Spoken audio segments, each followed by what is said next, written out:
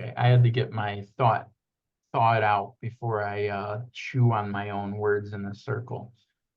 So the difference between, say, Ukraine after the US election and then like right now, which is my own opinion, it's my subjective opinion, Right. because it's the area that I'm in versus another area of Ukraine. Everything is slowed down in that, at least from my view, because one, the war seems to have slowed down. Mhm. Everyone's kind of like, yeah, this is gonna go a certain way. That's in one direction, because I'm in West Ukraine. Now, technically, Russia is advancing a little bit faster in the east, but it's a very little. It's a little bit here, a little bit there, a little bit here. Then it's pushback back and forth.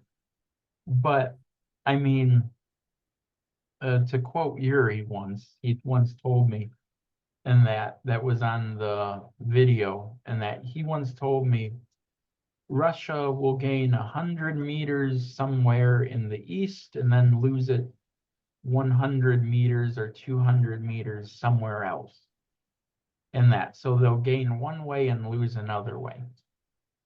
And that was his view of the war in general. But supposedly Pokrovsk is so close to being taken, but yet it's not taken. Yep. But I was there in October. Right. That's true. You were there in October. And it's still there. Yep. And that, and but so in one way, it's a perception thing depending where you're at, really. That's why I would say. I don't know. From the news angle, it's always interesting. Before the election, they're anti-Trump, and now magically they're pro-Trump in Ukraine. That's always an interesting thing, and I especially say Zelensky, and that before anti-Trump, oh no no no no, now it's, oh, because Trump embodies blah blah blah blah blah blah blah, the war can end quicker. But it's like that in a sense. I'm just trying to think what else. I mean, besides my little post on Facebook here and there about Ukraine not needs to be more sovereign than not sovereign, but I'm just trying to think what else.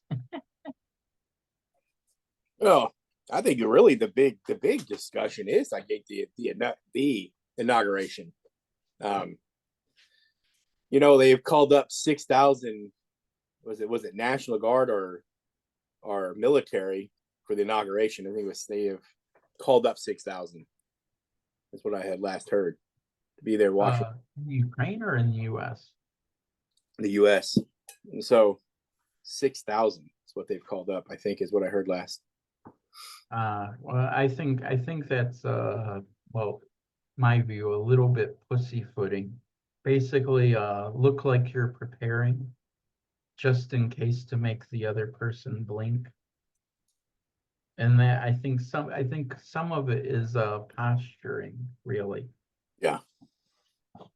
And that, but I can be wrong. No, we'll see how it plays out.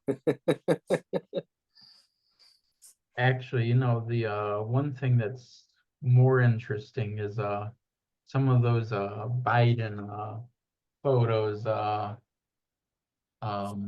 What was it? It was like, keep seeing it on friends' Facebooks, where it's because he keeps giving a speech on how he's left the US in such a great position, which is all subjective reality. Yeah. The my work here is done one. Oh, I've Is seen that one. Yeah, I've seen that even on yeah, TikTok. Yeah. yeah. And that my work here is done as Or- LA Burns in the background. And that I thought like, oh, yeah, my work here is done. And there's a very interesting view on that one. Yeah, Um, I was looking in the Kiev Independent just to see if there's something that caught my eye or something that I haven't that maybe you might know about. So I was looking just for a sec. Seems like they're catching you North Korean soldiers. yeah. Have you heard anything on that with any of the anybody Yeah, circle or talked about it? there's always some videos here and there, and I read or watched something that said that they're not supposed to be caught, and they're supposed to be killed before they're caught. Um, but I don't know how really accurate therefore that is. Right. Uh, the actual thing that I always find interesting, and it may affect you in a way, which is Ukraine related, but more to weather, which I like, is it's a lot warmer here than it is in Michigan. And I don't know about you because you're on the coast, but how do I want to put this? It's kind of why I like this place more. The shorter winters and that, or feeling of a shorter winter, I should say. So let me get this out of Celsius. It's like, so it's 41 degrees in Kalush now, Right. and it will be as high as about say 50 degrees this week. But in my town, Michigan, a high of only like 32 and a low of 27, Hmm. and the lowest temperature in Fahrenheit is -1 degrees Fahrenheit in that, like during the week. But yet for Kalush, it'll be like 40s to 50s all week in that. But I'm not surrounded by a body of water here in that. So, in even in Lviv, like the snow is like 1 or 2 inches and then it stops and then it melts away. And I don't know, it's just more easier here for winter side. The only thing that I don't like is they don't salt anything. Oh, And really? oh yeah, they don't use salt, they use sand. And they use the sand very sparingly. And so in winter, because you know how it's one of the most interesting things in the US that they did right. When they built the roads and built how the ground is leveled, they did it correctly because when it rains, when it snows, all the water will go completely to the left or to the right, and it will keep the road clear. And basically, all your water should either drain into the ground or go into a drainage. But in Ukraine, oh boy, everything will glaze over with ice. Everything, absolutely everything will glaze over with ice and that. And then you'll have like a black ice. And well, me, I use some shoes that don't have grip. So I have to be more careful when I'm walking. Hmm.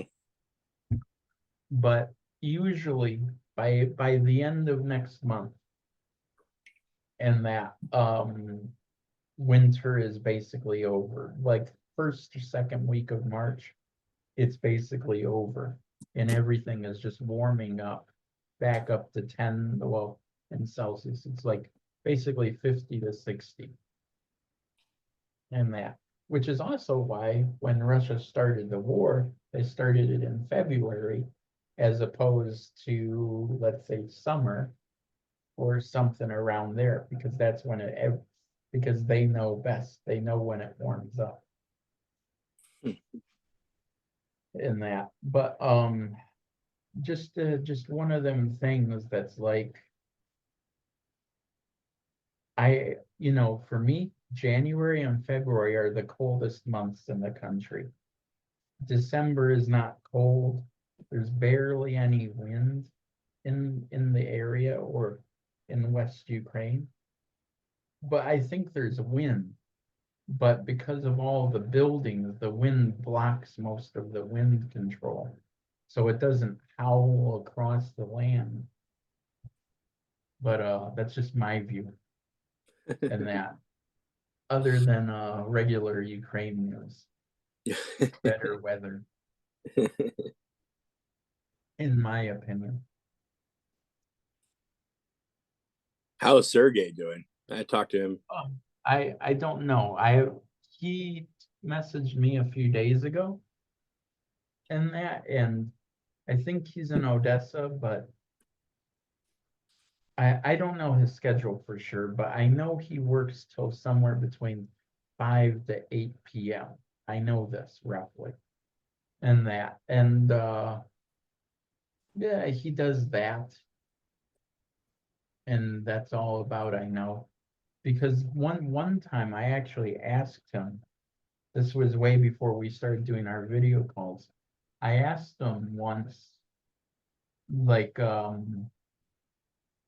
whether someone in his group and that where he works would be interested in doing an interview thing, and he played translator. And he once told me, he said, no, Ricky, it's best not to deal with these people. They're more serious and they'll take it the wrong way. They'll think it's like a spy thing versus not just trying to give people regular information saying like this is good, this is bad, etc. And that. And sometimes I think he just doesn't want to get in trouble with higher up people, which I understand because once you get it that way, it can go south, I think, sometimes. Yeah, absolutely. Yeah, it can.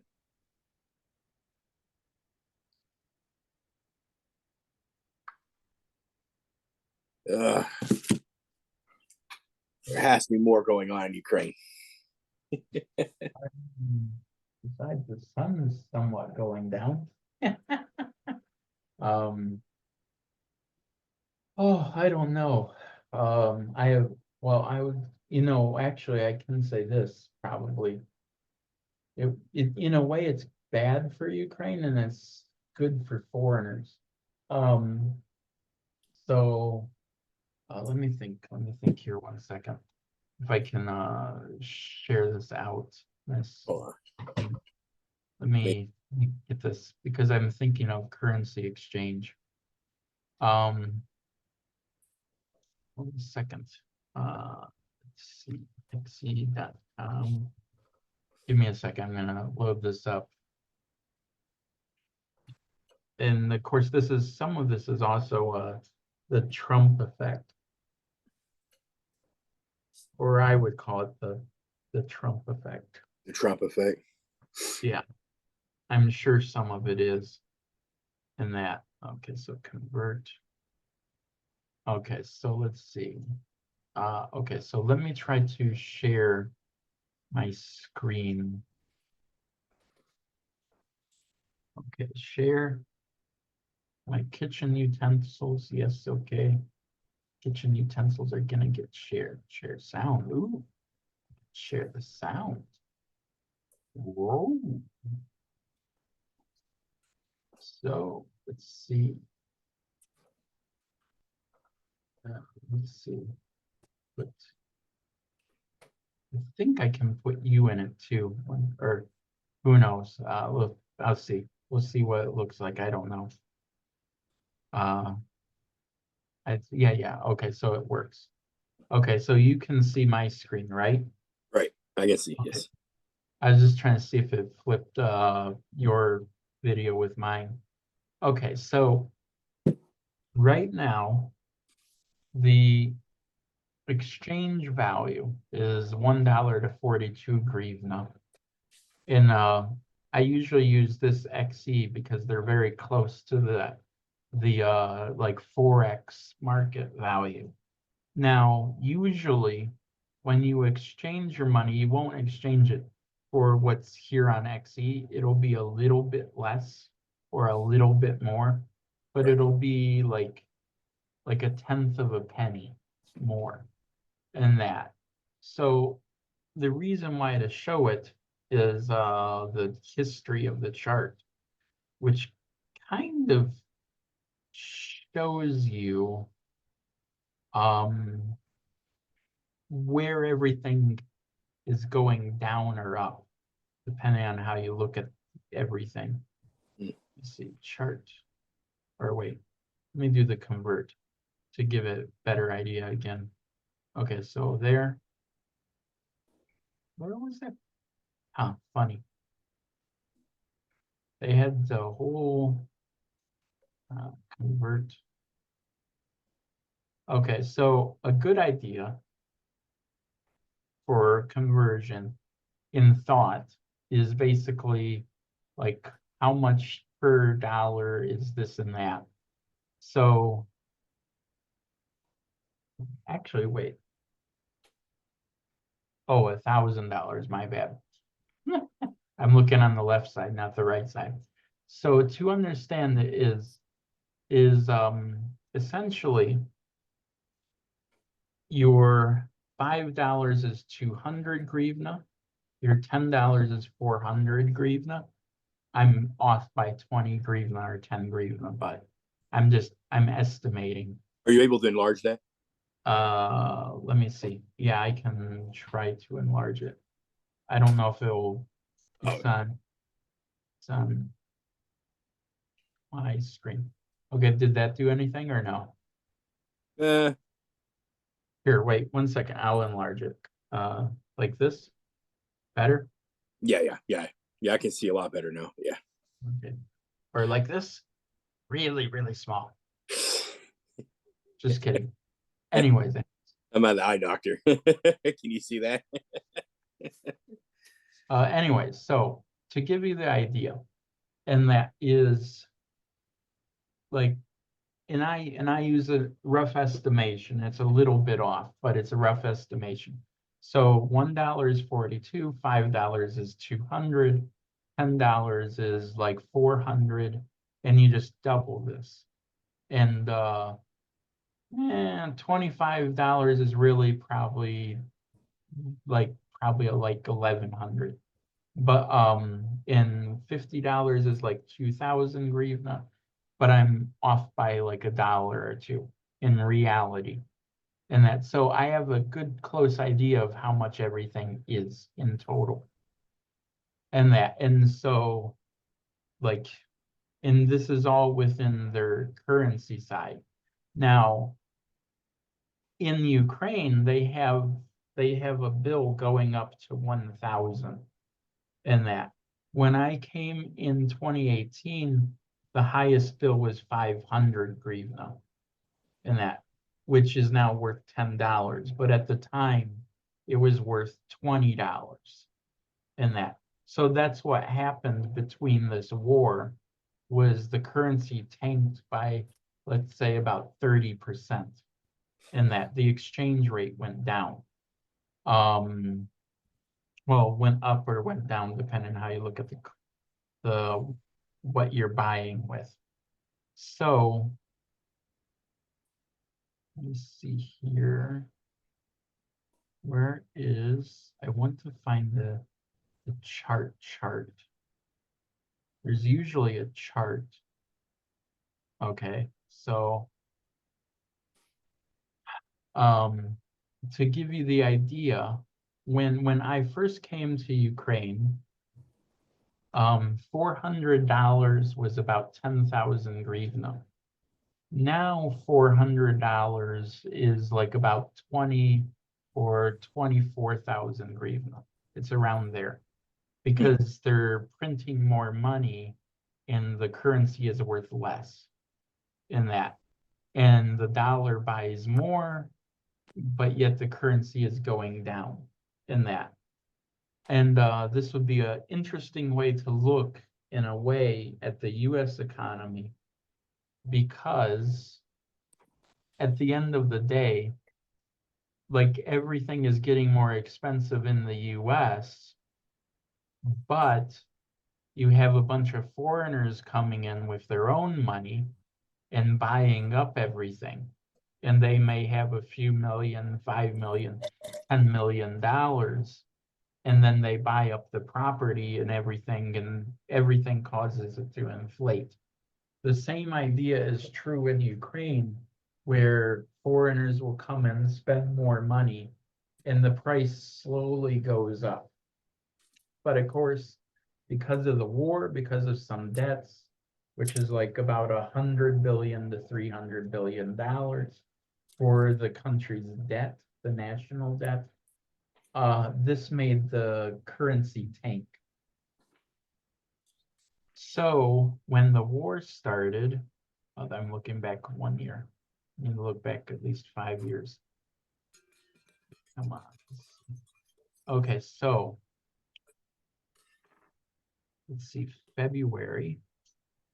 Okay, so well, should I wait till you're back sitting down?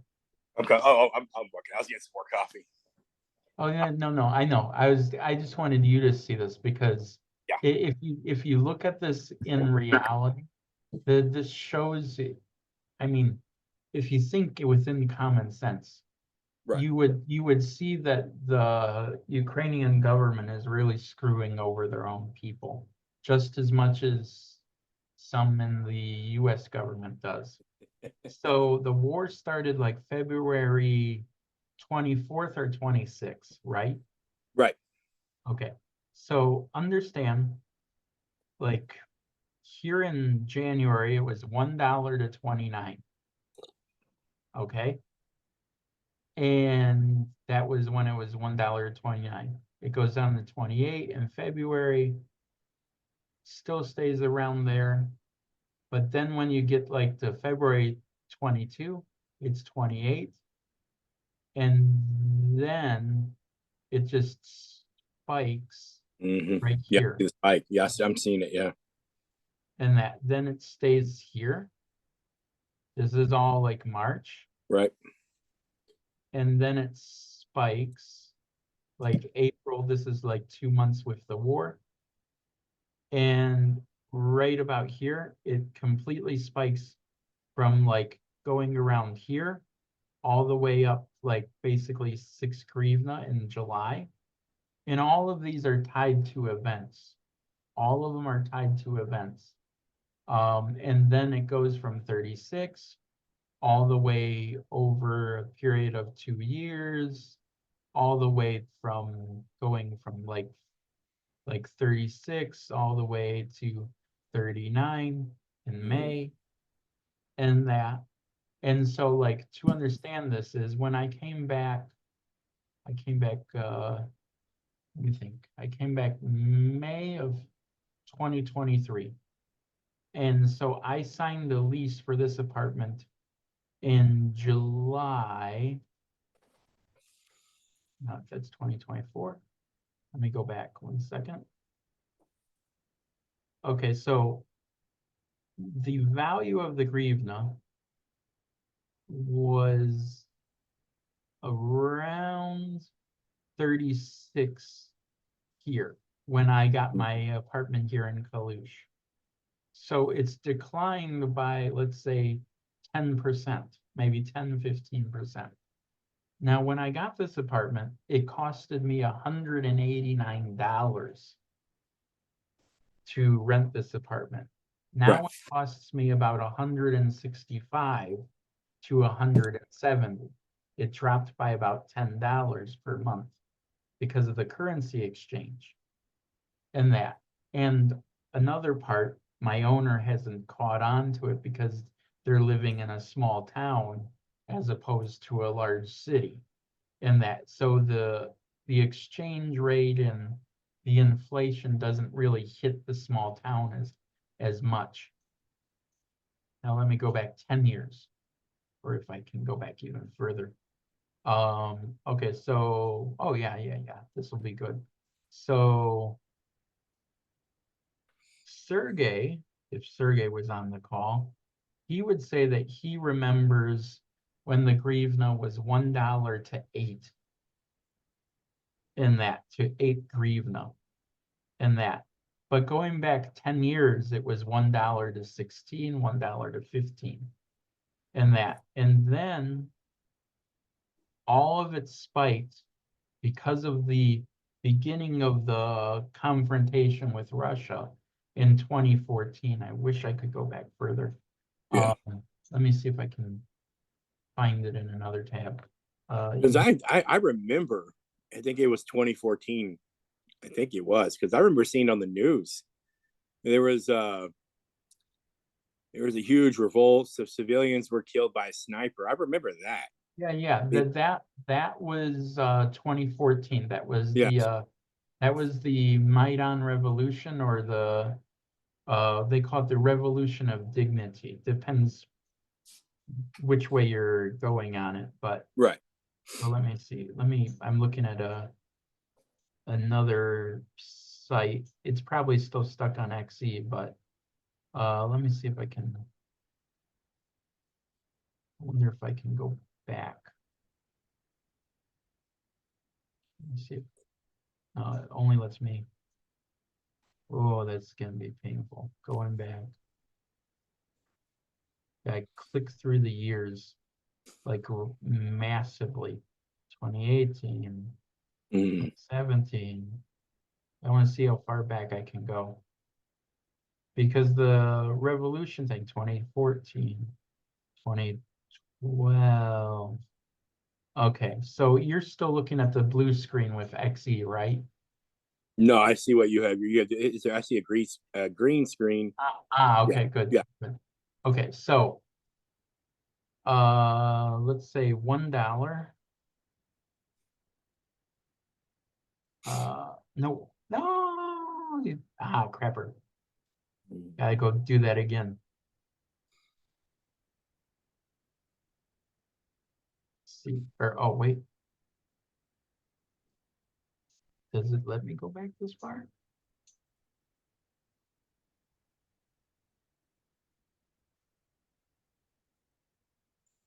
Oh no, they don't have the historical data.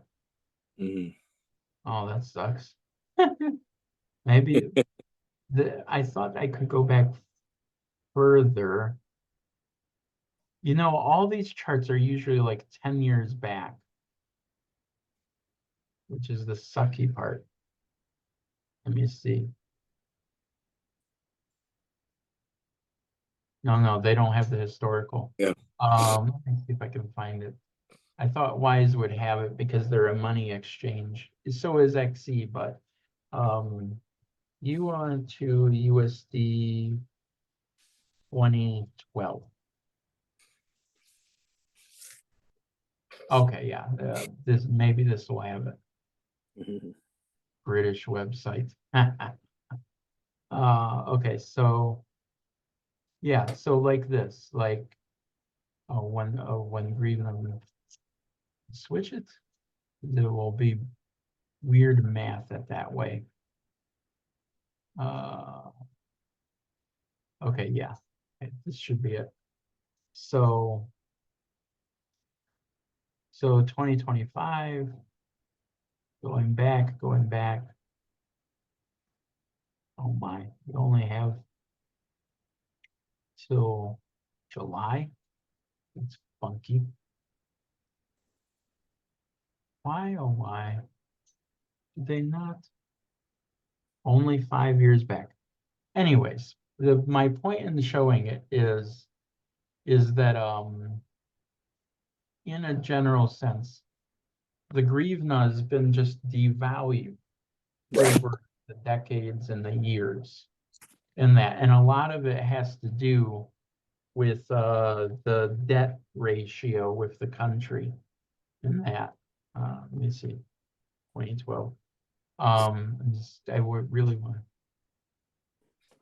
Yeah, see, here they have this. This has it right here. Like back in 2012, it was $1 to like 8 grivna in that. And then you fast forward like 2 years. No, I didn't want it that way. Let me see. For 2014. Come on, switch tabs.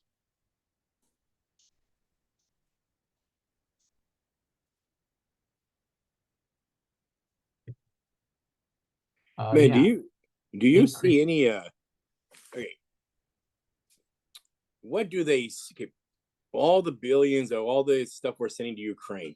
Do you see that money being used for some good stuff to improve way of life? I mean, Indirectly, in some ways, yes, okay, probably directly.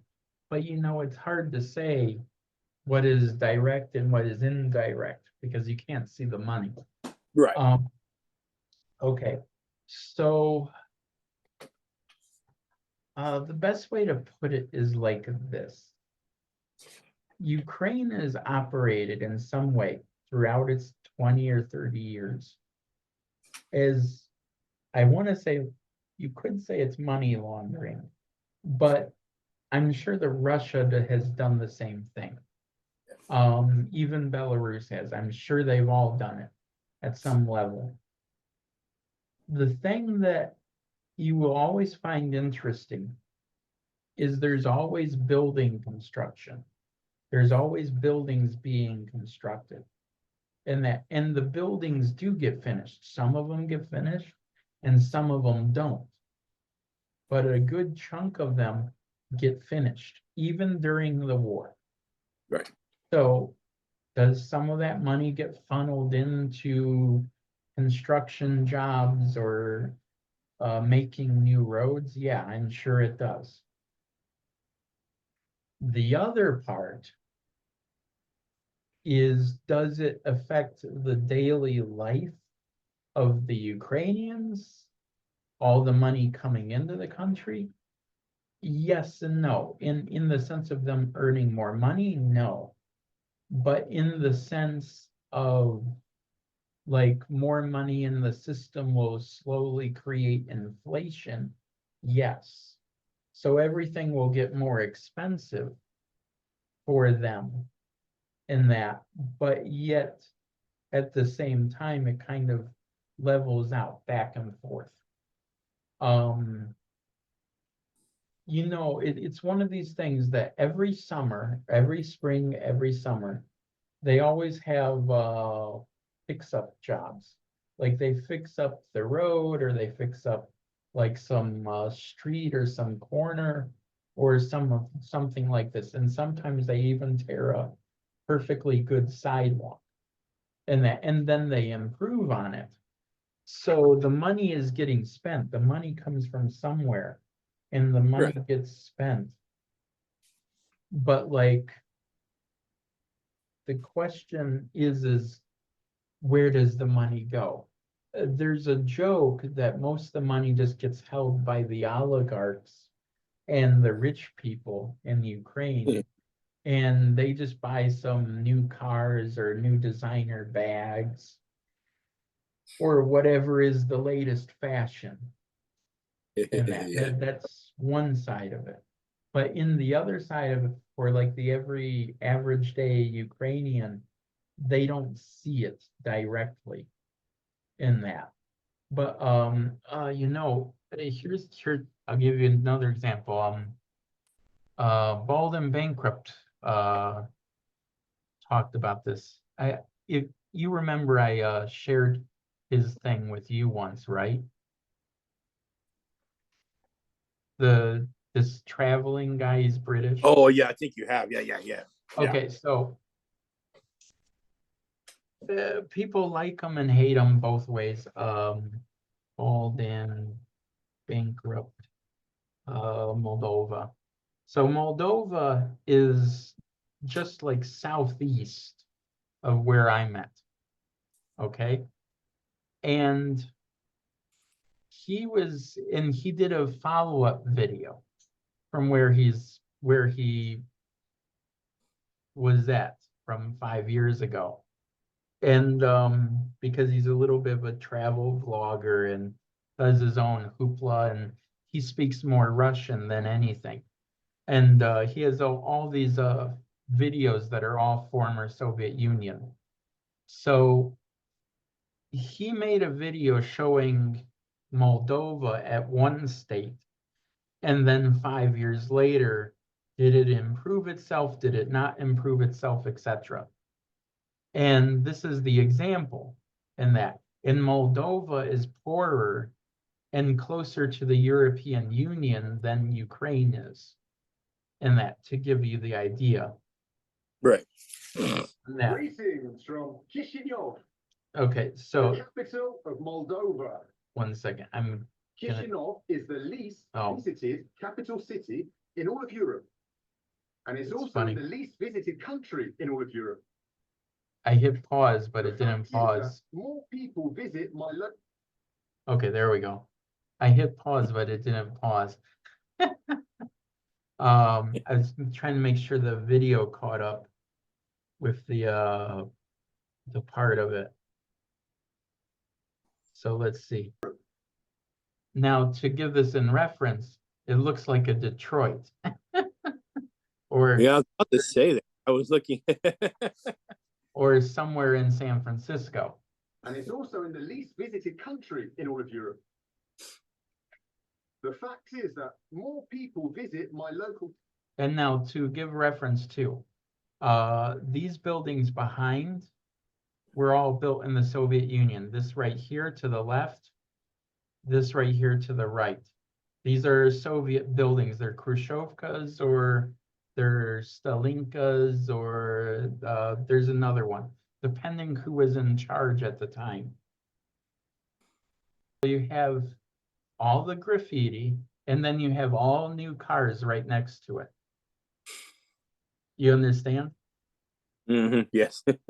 So the graffiti does not mean it's a crime area. It's just, a bunch of bored teenagers that don't have jobs, and they spray painted crap. And then no one cleans it up. That's the one part of it.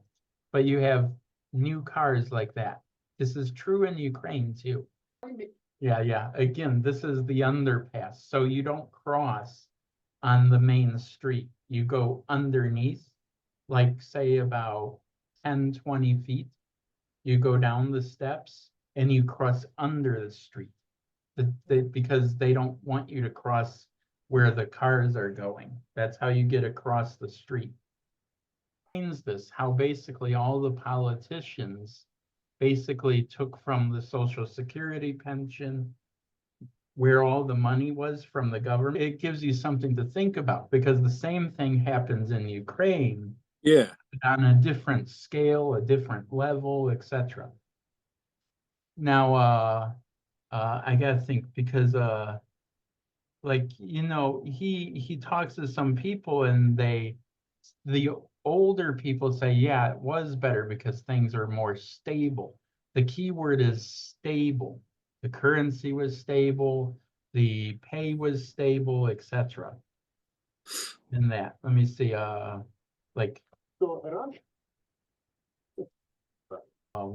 the caption, it's so funny. Captions are good only when they're good, and they're bad when there's other captions. Let me get that off. So yeah.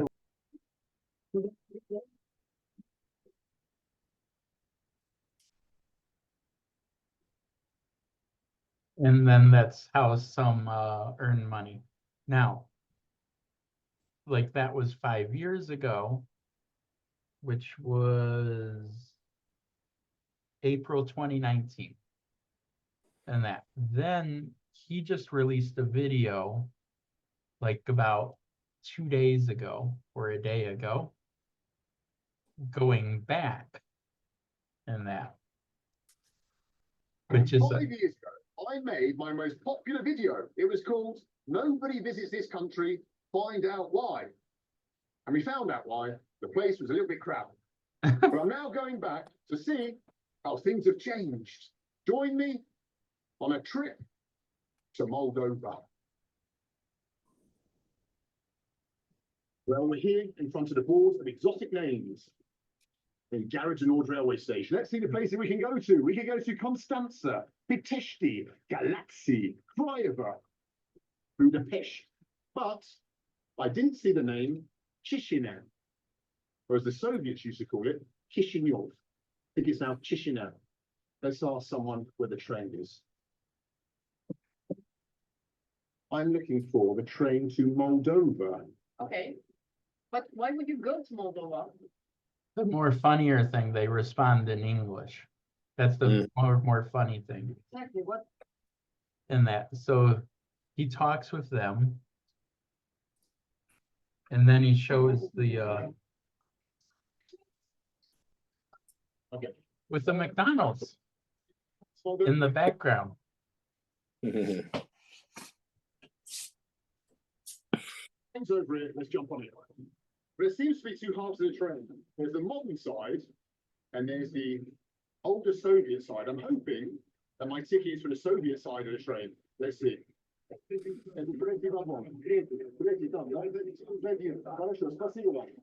Oh my God, we're talking Russian again. After so long, we're talking Russian again. People understood me. And we're on the Soviet side of the train, thank God. He likes all the Soviet stuff, all the old stuff.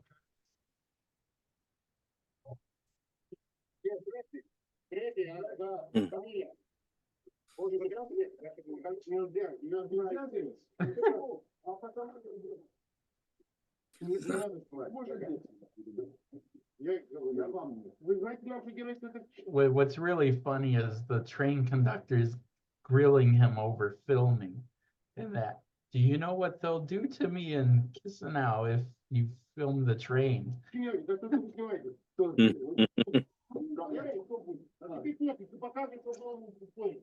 Well, before the rumpy performer comes back, check it out. Look, the mountains. Even here it says in Russian. Radio doesn't play.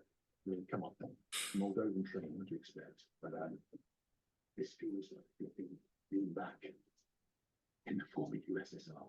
It feels good. No. Russian, Russian, English, yes. Russian, yes. Can you speak Russian? Чуть-чуть. Хорошо. Чечня? Oh, хорошо, очень приятно. Давай.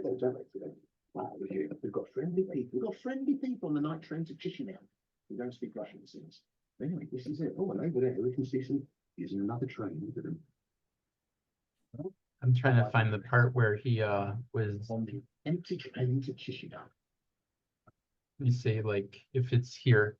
Trying to fast forward. Bold and 1 second. Let me get. remember that the Moldovans, they're super friendly and nice. They even stop on a zebra crossing. You don't get that. So like, and he goes through the same little spot locations. In that. Railway station. On the lot. Here, 1 second. Come on, Bubba. Jedushkas, still friendly in Moldova, but still having to come here to the street and sell their, well, whatever stuff they can salvage from their houses, from their sheds, from their attics, old clothes, just hung up here on the line to look outside the railway station. So maybe we're going to see some improvements, but I think we're also going to see some reminders of exactly why this country is the poorest in all of Europe. And thus poorer than Ukraine as a way. That's what I remember. About the Moldovans, they're super friendly and nice. They even stop on a zebra crossing. You don't get that in every country in the former Soviet Union. Anyway, here we are in front of where I hope I'm going to be staying tonight. The hotel, infamous, legendary Hotel Cosmos. And in front of it, on a horse, is a Bolshevik hero. I mean, he was a hero to the Bolsheviks. Not sure if he was a hero to any other people, but here he is. Это не работает гостиница. Голодный. Честно, как? Самый большой гостиница, как нет? А, нет? Может быть? The outside of the Hotel Constance's papers. Oh, no. The greatest post-Soviet hotel is closed. Not enough guests. No one visits this country. They're using the reception as a place to store motorbikes. You know, it's really funny too. They let you walk in and they're storing everything and no one is stealing anything either. Wow. You know, that makes you think a little bit on how little theft goes on in a way. Exactly. This was a legendary hotel. But no tourism here, no doubt. COVID and maybe the war in Ukraine, I don't know, has affected the country. And so, even the hotel costs. And you can just walk right in. I've got some devastating news. No? Another British friend of his. It bloody looks it. The hotel cosmos has been shut down, but don't worry. I know another Soviet hotel I can take you to. Do it. Let's do it. Let's do it. What's the shut down? I think there's just no tourists coming here. Hotel Chisinau. Let's hope. Oh, Hotel Chisinau. Oh, right then. 355.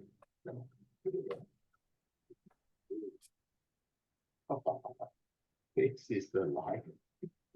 And this is a Soviet elevator because they're always small. You're not in my country ever say anything negative. You slated our this the infrastructure. They're going to say, I can't even see that window and a roof. What's going on in this place? Oh, flipping out. Where are we? Вот красивый гостиница у вас есть. Смотрите, советский дар. Вау, красивый, старый, да? Так оригинал еще. Да. Хорошо. И комната тоже. And you know, another part of this too is he's speaking all Russian to them. Right. And, you know, this is the whole argument with Ukraine and Russia, with Russian being spoken in Ukraine and Russia invading Ukraine because of a Russian minority and all of this stuff. It's you know, the whole geopolitics of the region in a way, and no one has a problem with it in Moldova. О, красивое место, очень хорошее. Телевизор, холодильник есть маленький. О, красивый. А Ваня так есть. Тоже советский. It's like 10 or 15 or 20 bucks a night. Спасибо большое. There you go. Quick shower, little snooze, go out, explore Chisinau. That's it, like.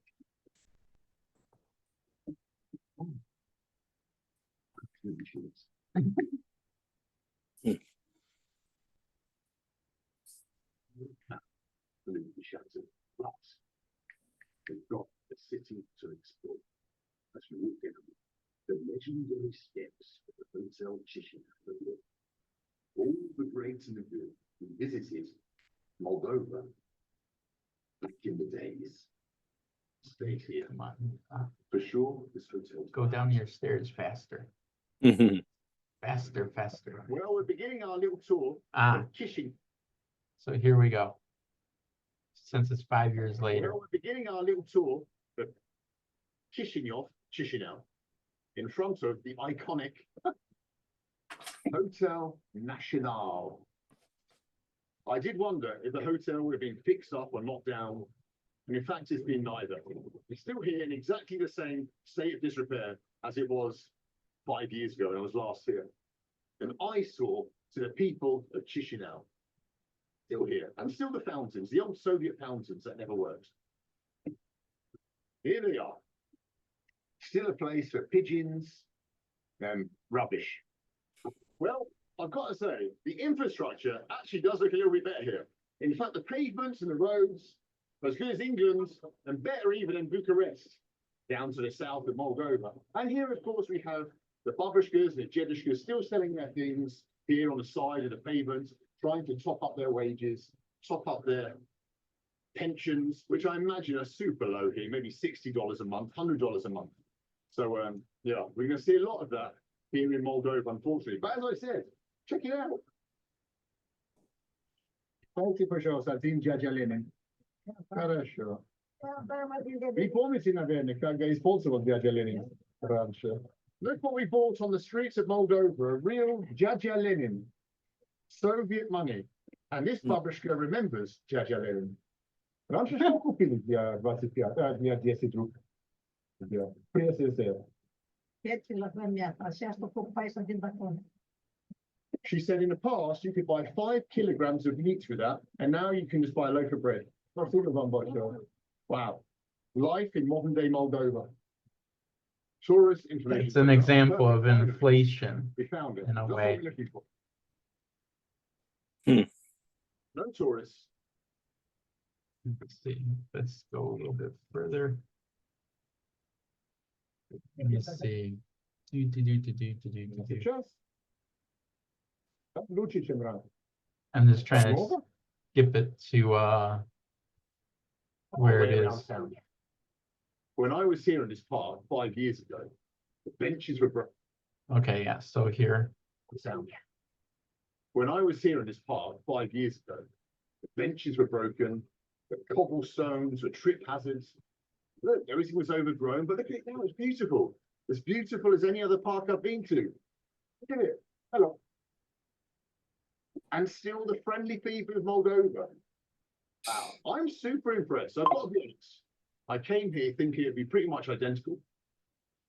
But in fact, it's much, much better. Look at it. Good old Chisinau, whatever it's called. It's bloody nice. Раньше были грязные горы, сейчас чистые. Спасибо за вашу работу. Well, everywhere you go here in the capital city, Chisinau, you're seeing these rehabilitation, something or other of the city. This is what the parks used to look like, overgrown, nasty, fountains didn't work. Look, and now look, everything has been improved. It's true. I don't know how they managed to do it, but somehow the Moldovan government has improved the city. I'm not saying it's Somehow. I'm not saying it's the greatest place in Europe, but it's certainly better, 100% than it was before, and still better than Birmingham. Well done, government of Moldova. However, before declaring Chisinau Europe's most improved city, we need to check out one final place, my little tour. the stairs. Go and have a look, see if it's changed. When I came to Chisinau 5 years ago, these steps were unrepaired since the days of the Soviet Union. They were broken, they were trip hazards, it was graffiti walls, it stank of piss, the lights didn't work, but now look, the government has finally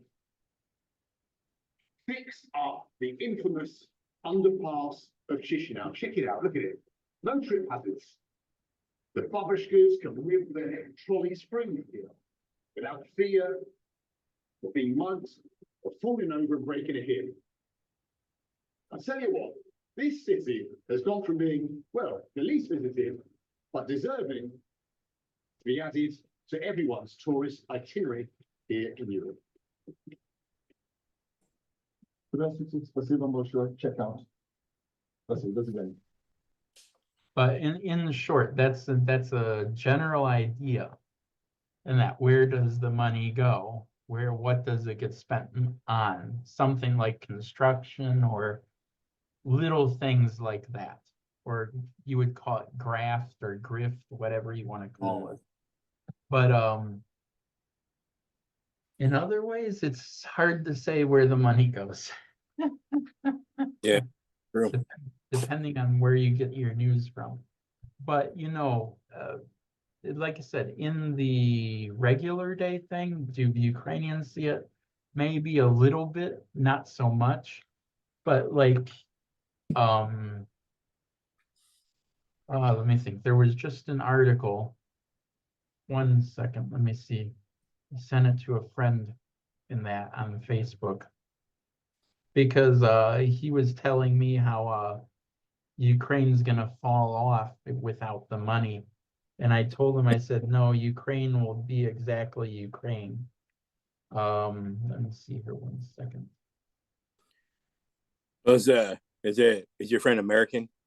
Yeah. Okay, Yeah. so here was the news. It was just a text reading of news. It says Ukraine war news.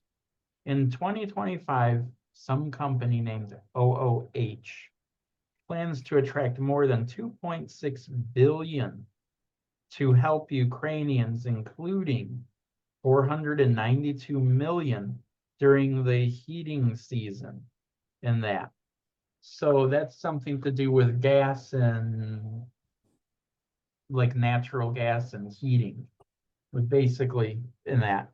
So somehow they will raise almost $3 billion somehow, probably from borrowing it, and then they will supplant it into the economy. And then because it becomes a debt, if it's a loan from another country, they slowly trickle and pay it back, slowly do this. That would be one method of doing it. And that's where Ukraine had $100 billion. And there was a news article, if I can find this, just before the war. Zelensky, 100 billion, Ukraine war, I think it was foreign policy was the website. I can't remember. Let me see. 2022.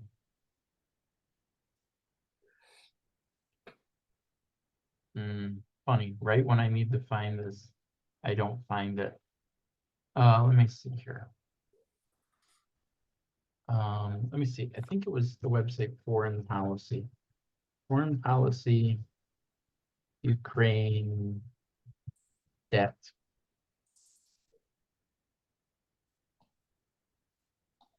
Not a recent article, not a recent article. Before the war actually started. 2022.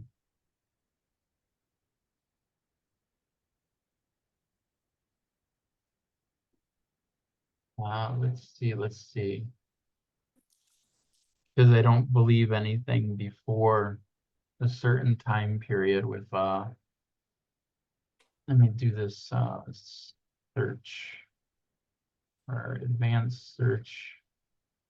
Let me do this to a certain time period. All results anytime. Custom range. Okay, let's say January, but of 2020 to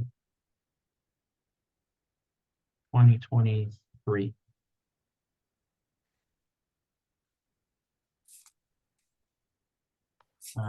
Let's see. Where are you at? Where are you at?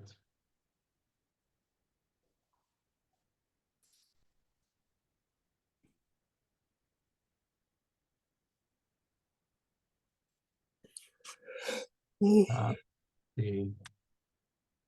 I think it's on this website. I'm not sure. But there's an article. It's not this article. There's an article that was talking about like how Ukraine basically had a choice. And the choice was either to go further into debt or it would end up at war.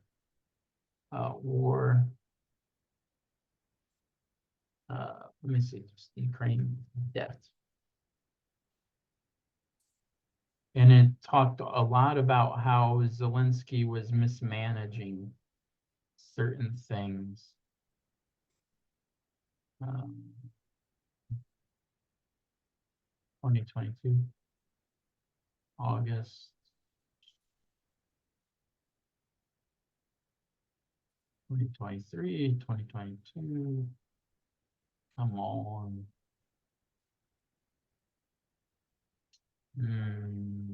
Give me a second page.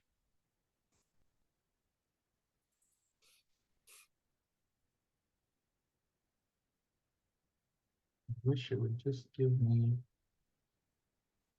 something.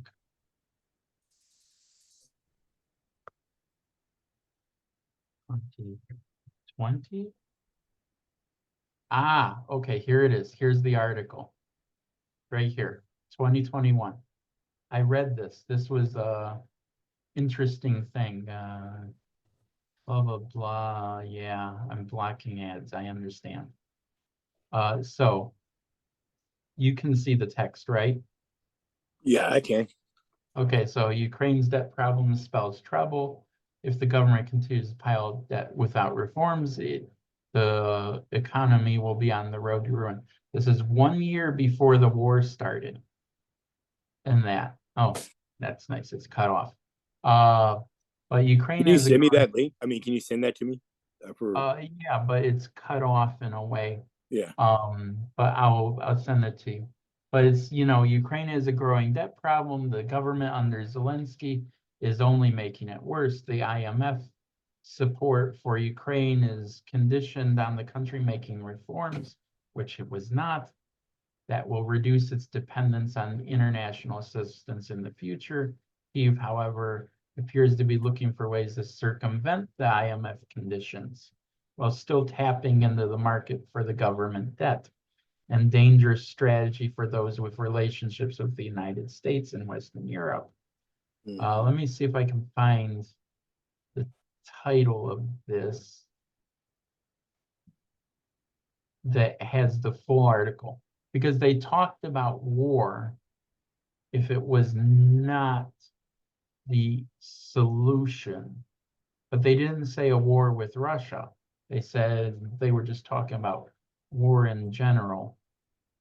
Read more. I'm gonna go to this. Darn. I think I know why it's doing that, because I'm blocking ads. I mean, war makes people money. It's true. Well, no, but I'm just trying to. But it was. Let's see. Let me see. Ukraine's debt. Oh, come on. It was. Let me look. Let me see if I can. Okay. Title. February 21, 2021. But I read this article when it first came out. It was really interesting in that. Or this is about Ukraine or just government debt? Doesn't say.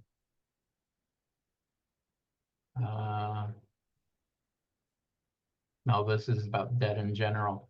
I'm just trying to find the whole thing with the article.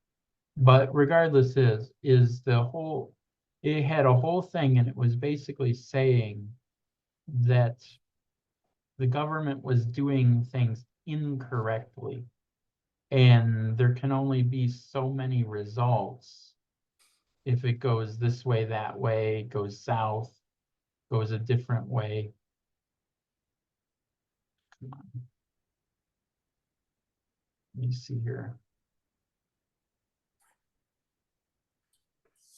Custom range. Now that I know exactly where it's at. 2021. I want to thank you for this gift. What? Is it what you are pulling up here goes along with some research I've been doing. Okay, yeah, sure. I think. Well, I'm still trying to find the full link article, because I wish I could read the full length. Are you kidding me? Or wait. Probably that doesn't help.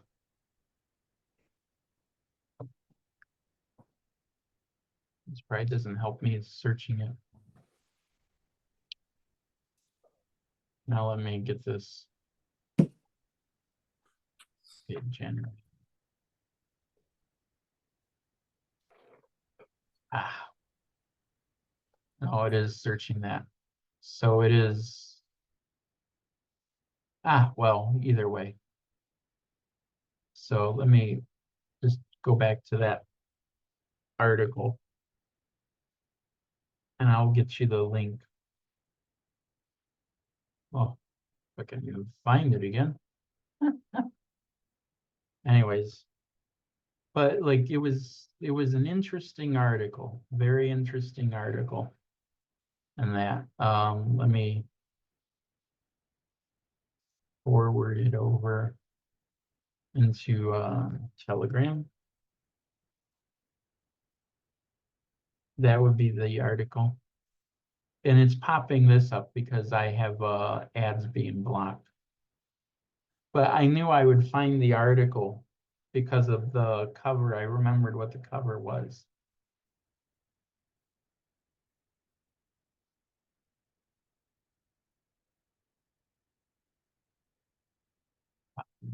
Well, yeah.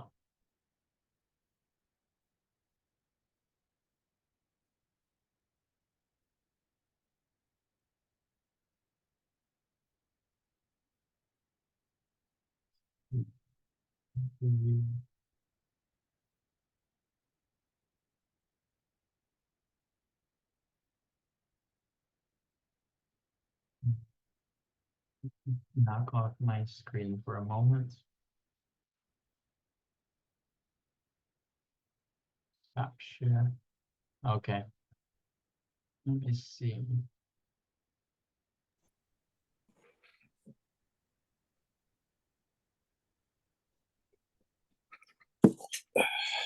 I'm still here. I'm just trying to search to see where this writer did a few other articles.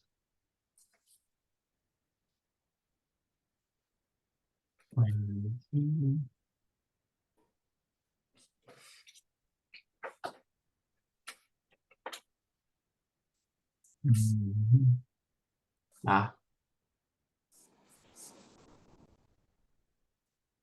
You know, there's a whole thing too also on a misunderstanding of Putin and what he means when the news media thinks of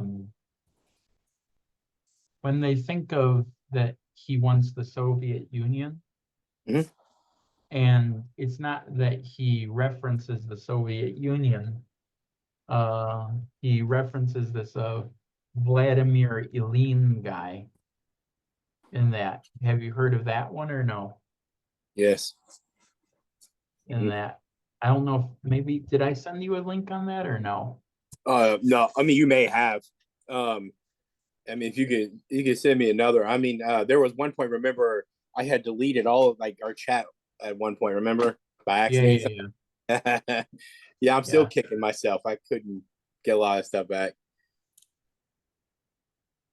Here, one second. Let me get this up.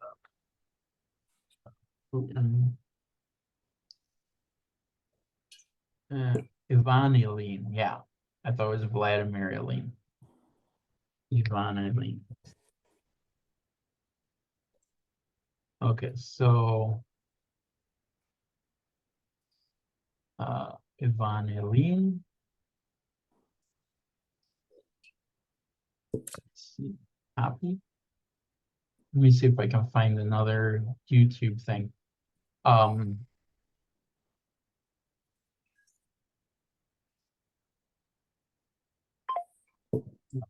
see.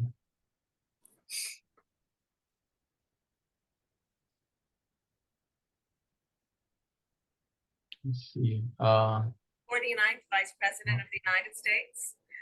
Okay, this is a 20-minute video. And Um, I do so with great. this is 6 years ago. Huh, funny. So, usually what's the funkier thing is they always talk about how Dugan is an influence on Putin when that's not really so much the case in that. And let me see if this is it. This is the right video. That basically there was this other guy that was, yeah. Is there a tradition of fascist thought, either in Russia or in Europe, that Putin is tapping into? Clive midges, but that any Russian of sensibility will feel like Putin is bombing his own people. Okay, so I think, yeah, this is the video because I watched it. Let me send this to you on Telegram and that. And if you want to watch it or add it in and that. The really interesting thing is this, is the guy that narrates this Vlad Vlaxer. I think he's smart, but he's also smart in one area, but not smart in American area. Because he has a total misreading about American politics. And that a total misreading. And he either he's very much a liberal, or he just misunderstands what's going on in the US. In that, because when Trump won the election, or with the debate, he kept going into Kamala Harris as the preferred candidate. And I listened to it, and it was a real funky thing. But he explains the Putin part, and it makes sense because he references some parts in video where he talks about how, like, basically, like, Putin references Eileen. Like, he finds the clips in the video and that. And so it makes sense. Yeah. But when he talked about American politics, it was something else. And let me find the other, what was his name? I gotta think of what his name is. China Trump is wrong. What? Oh, I was thinking, no, it was something I was actually thinking to myself, and it must have slipped out. But what I was thinking to myself is the obsession everybody has with Hitler, and the obsession everybody has by referring everybody as Hitler, whether it's Putin, whether it's Biden, Kamala Harris, Trump. Yeah. It's the obsession I see in the world with everybody. Go ahead. Sorry, I was I don't know. My own thought is I feel like everybody's obsessed with Hitler for some reason. Like, we just can't stop hearing the name. Even all this later, it's like everybody has an obsession with it. Everybody's a Nazi. It's like, okay, cool. But, well, sorry, it was my own personal thought. I have a theory on that, if you want to understand my theory. You how do I want to say this? You can only see it when you're outside of the bubble. Like, if you want to jokingly call it the Matrix or not the Matrix. I call it that. I know I do. but what happens is you can only see it when you're outside of it, because you see how everyone reacts without knowing it. Okay. And the best way to put it within film is, say, if you watch Fahrenheit 451 or something like Equilibrium, in that, those are good examples of what I actually mean. So, like, when you're outside the US, you don't really hear about the US. But yet when you, like, delve into US news, you hear about this, and that. Then you talk to the foreign friends outside of the US, and they go, that's happening? Like, they go, that really happens? And so there's, like, kind of a disbelief that is really happening inside of the US, okay? So it gives you the idea that there is a bubble in that, or there's some kind of closed source information within one specific area. And the point with this is that everyone talks about fascism, communism, or whatever. And, you know, it's like the argument what they made with Russia and China, that it's state capitalism. It's capitalism, but with the state involved, which is like a possible fascism thing. You know, like if you open up an LLC, like an LLC or an S corp, the funny thing that it says is that if the government feels that if your business is an important resource, the state government or the federal government can commandeer it, take control over it, and therefore it's a government resource. In that you understand what I mean, right? And that if they feel it's a important thing. And you know, it's one of these things that, like, the question is, are we fascist or are we communist? Or are we neither? And you know, Sergey has an opinion on this because I always tell him what's going on in the US, and a lot of the times he doesn't believe it. He can't believe it in Right. that. But what happens is he's come to believe some of it, because there was one time when all the Black Lives Matter stuff and the George Floyd stuff was going on, I was over here and he asked me, like, what's going on in the US, that it doesn't make sense. And I said, well, everything's going to go towards a civil war. And he said, no, no, no, it can't happen. No, it there's no way. No one would like that. No one would want that. He's looking at it from one perspective without certain information. But the more and more I show him, he made the comment in the chat with me. He said, you know, the US is more communist than the Soviet Union was communist now. He said this with me telling him and showing him everything. Because, like, you know, Ukrainians have this idea about how that certain things are private and certain things are public. Okay. Right.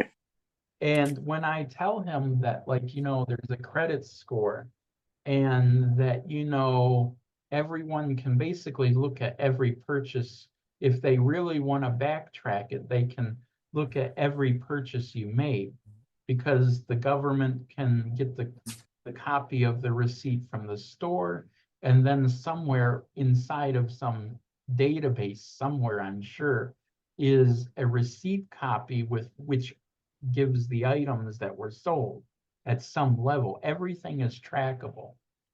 And Ukrainians don't think this is possible in the US, but it's very possible.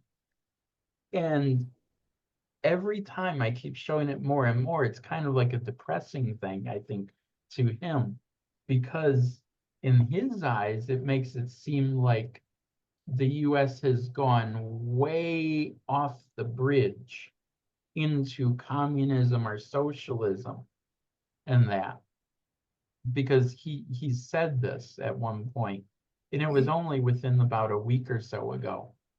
Let me see if I can find it in that. Let's see.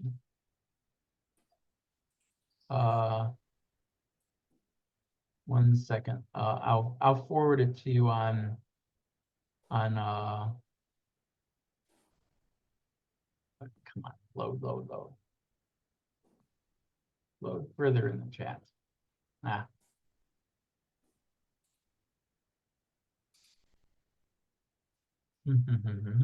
Where is my messenger?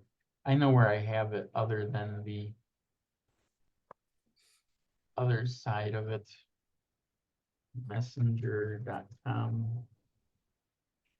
Because I'll forward this to you on Facebook. And I have a screenshot of the actual message between me and Sergey. Yeah, I would like to talk to him again. I know he said he would like to.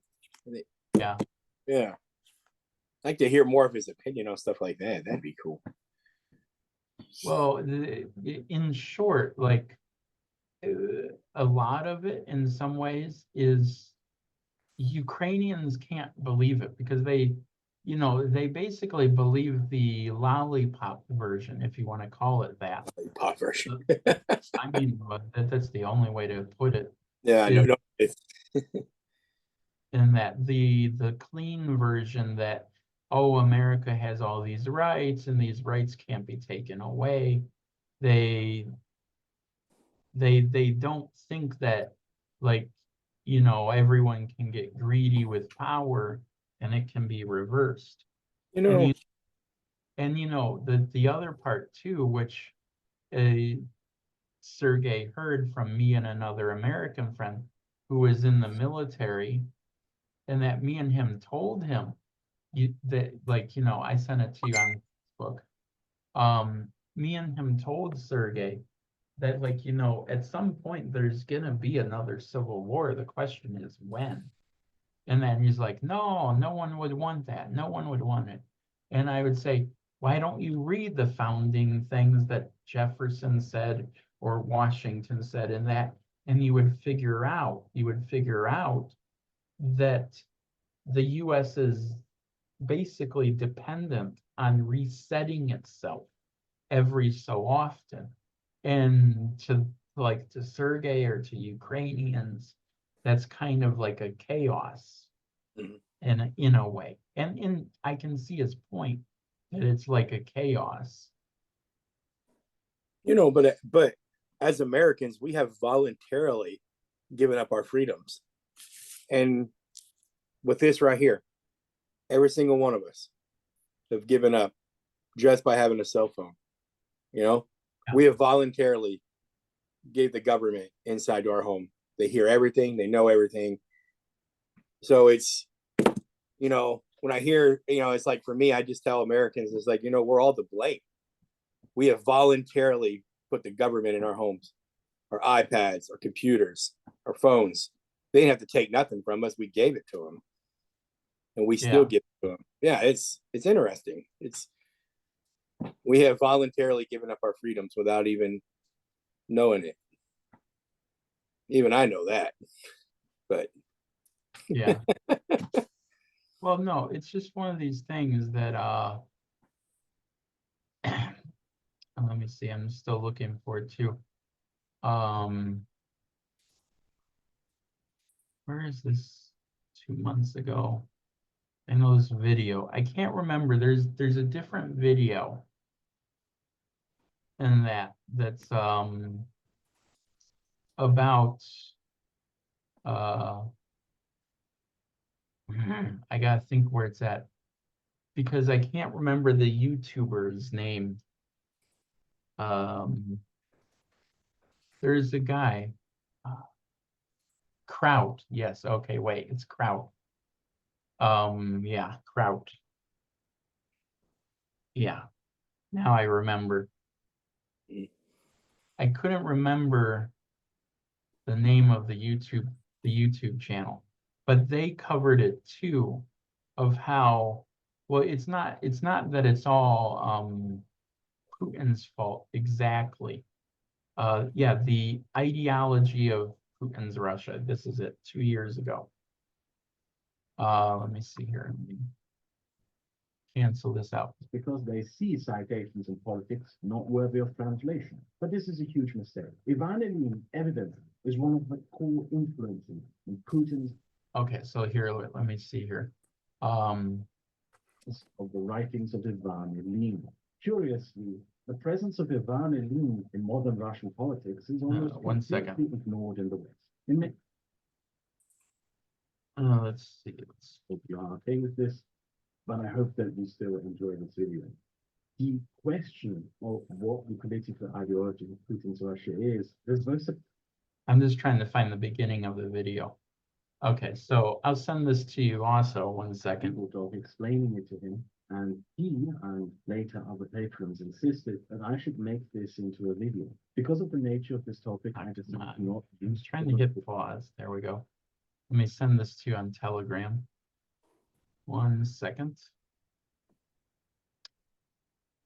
And that because like it's all really interesting side effect thinking.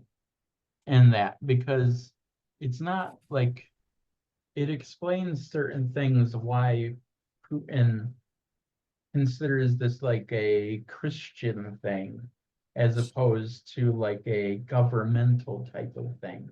It explains a good certain amount.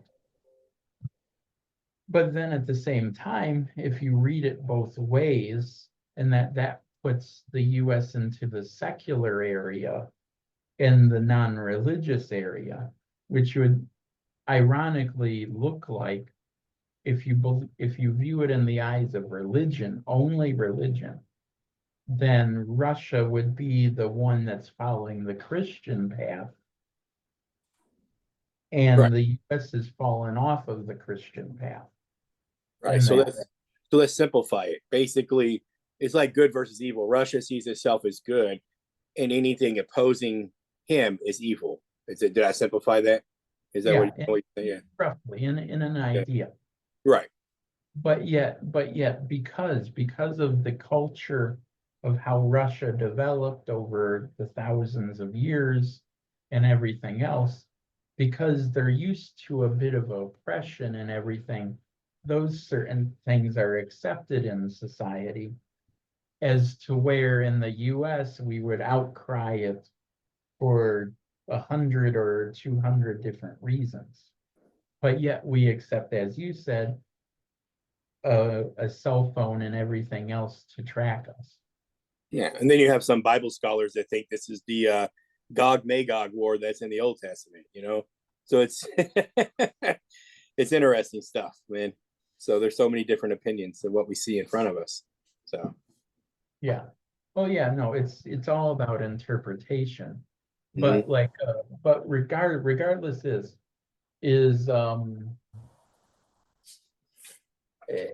there's the explanation with the Ivan Ilyin guy is that he was basically like a communist and the socialist, but he got thrown out of Russia. Where Lenin went into Russia, he got thrown out.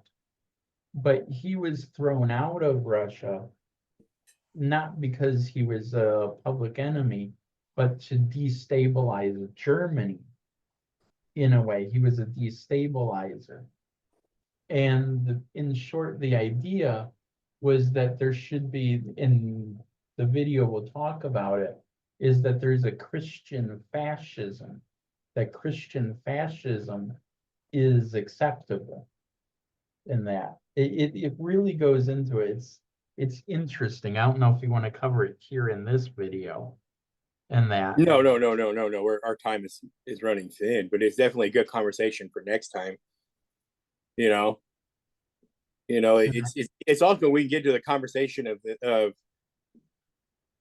nationalism, like Christian nationalism. You know, there's a huge debate with Christian nationalism happening in America. You know, it's Actually, I would say what type of nationalism I don't even. exactly that's a huge debate because there's people that are for it, people that are not. I haven't spent much time really thinking. I think I've written about it on my Facebook a time or two, but I'm gonna switch, but I'm gonna try to highlight the text in the video because there's a part. Let me see here. There's a certain text in a certain part that makes it really interesting. Like it was a part of a speech that Putin gave. Let me see here. Let's see.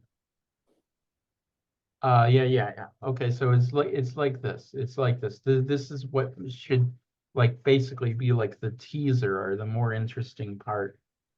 And I want to close. Like these words, and I want to close with the true patriot, Ivan Eileen. If I consider Russia my motherland, that means I love Russia, I contemplate thinking Russian, that I believe blah blah blah in Russian, its spirit, its destiny, etc. With the words of a true patriot, Ivan Ilyin. If I consider Russia my motherland, that means that I love as a Russian, contemplate and think, sing and speak as a Russian, that I believe in the spiritual strength of the Russian people. Its spirit is my spirit, its destiny is my destiny, its suffering is my grief, and its prosperity is my joy.